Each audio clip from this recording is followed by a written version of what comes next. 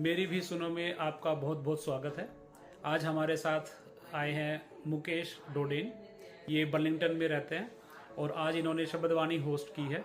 तो आज इनसे इनकी राय पूछेंगे कि इनको कैसा लग रहा है। अब शब्दवाणी हो गई है, सब बहुत अच्छे से इन्होंने आज होस्ट किया, बहुत अच्छा प्रसाद बनाया था, बहुत अच्छे से वेलकम किया सबको, शब्दवाणी हुई।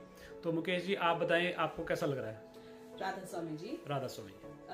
मुझे बहुत अच्छा लग रहा है क्योंकि ये एक हमारा साप्ताहिक कार्यक्रम है जिसमें हम अपने बाकी सत्संगी परिवार से मिल पाते हैं।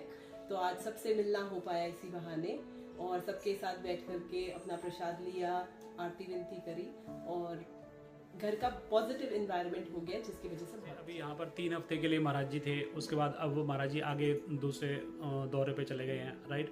सो अभी आपको पहले आप महाराज जी के साथ पूरा दिन यहाँ पे व्यतीत करते थे और अब आप बताएंगे अब आपका दिन कैसे जाता है। जब महाराज जी यहाँ पे थे तो ऑफ कोर्स हमारे लिए वो पूरे साल का एक त्योहार है। उस त्योहार में हम अपने एकदम मंत्रमुग्ध होके उनके साथ में एंजॉय कर रहे थे और अब वक्त जा रहा है अगले साल की तैयारी में।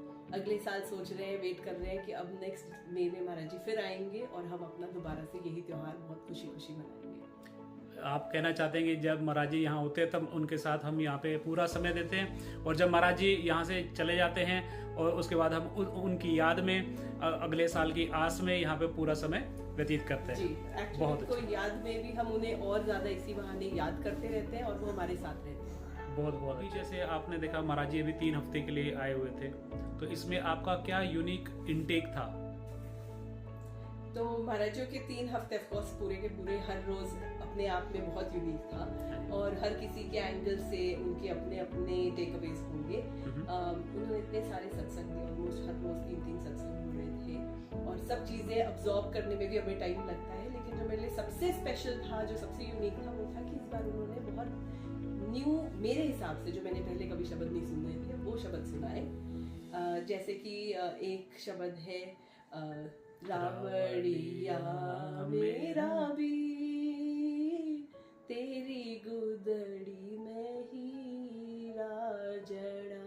ये शब्द रावड़िया मेरा वीर तेरी गुदड़ी में हीरा जड़ा। लेकिन इसे सुन के महाराजियों से बस हम सब एकदम देखते ही रहे कि कितनी सुंदर बात इतनी आसानी से कही जा सकती है। और ये भी देखा महाराज जी जो गाते हैं कितना प्यारा गाते हैं, मतलब उनके जैसा तो कोई गा ही नहीं सकता, वो बात तो है ही। लेकिन जब महाराज जी आपके सामने होते हैं और जब वो गा रहे होते हैं तो बस मन करता है कि उनको सुनते ही जाएं। बिल्कुल, है ना। उनकी इतनी मधुर आवाज है और उनके एक्सप्रेशंस, और हम शायद सीखते भी हैं उनसे कि कैसे गाया जाए। हाँ जी, इस बार उन्होंने हमें समझाया भी कि कैसे शब्द को शब्द की तरह गाइड करते हैं, रस उसमें डालने की सबको एक सीख दे के गए थे। इस बार कोशिश करेंगे कि हम अपने इस सीख को अप्लाई करें और नेक्स्ट टाइम बेटर गाएं। मोस्टली शाम को महाराजियों का सत्संग बच्चों पे ही रहता है। महाराज जी बहुत ही बच्चों पे एम्फसाइज करते हैं। और जैसे कि अब हम देख सकते हैं कि हम पश्चिमी सभ्यता यहाँ पे बच्चों को बहुत ही इन्फ्लुएंस करती है, राइट। तो ऐसी उस सिचुएशन में आप कैसे मेंटेन करते हैं, कैसे बैलेंस आउट करते हैं कि बच्चे अपनी सभ्यता को ना भूलें और पश्चिमी सभ्यता को भी एक बैलेंस में लेके चलें। तो आप क्या कहते हैं इसमें।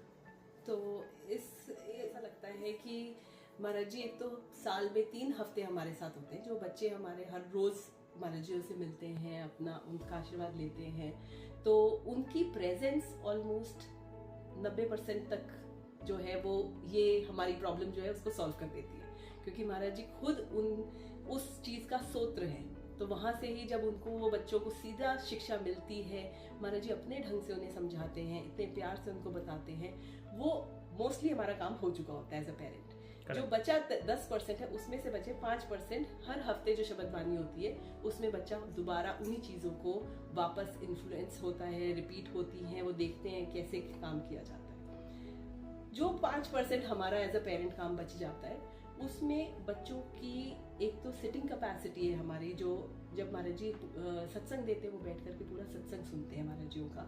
उसके बाद महाराज जी उनसे शब्द पूछते हैं तो शब्द सुनाते हैं और बच्चों को इंटरेस्ट है, महाराज जी उनका बहुत ही प्यार से उनसे वो शब्द सुनते हैं और उनको करेक्ट भी करते हैं कई बार। और शाम को जब महाराज जी वॉक के लिए जाते हैं तो बच्चे उन्हें पार्क में मिलते हैं, बच्चों को पता है कैसे बिहेव करना है उनके सामने, और उनसे इंटरेक्ट करते हैं। किसी की कोई प्रॉब्लम हो तो वो भी उससे सुनते हैं, पेरेंट्स को भी गाइड करते हैं कि आप इस चीज़ को इस तरह से सॉल्व करो।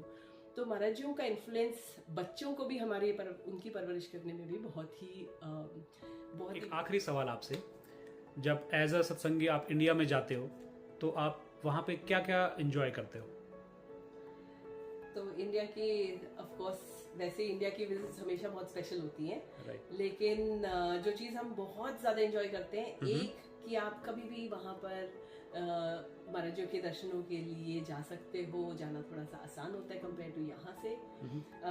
दूसरा, हम वहाँ पे आश्रम की सेवा जो है उसकी मौज एंजॉय करते हैं, तो वो एक चीज़ है जो हम बहुत ज़्यादा वहाँ जाके कोशिश करते हैं कि अगर हमें मौका मिल सके तो हम वहाँ पे कुछ अपनी तरफ से सेवा कर सकें।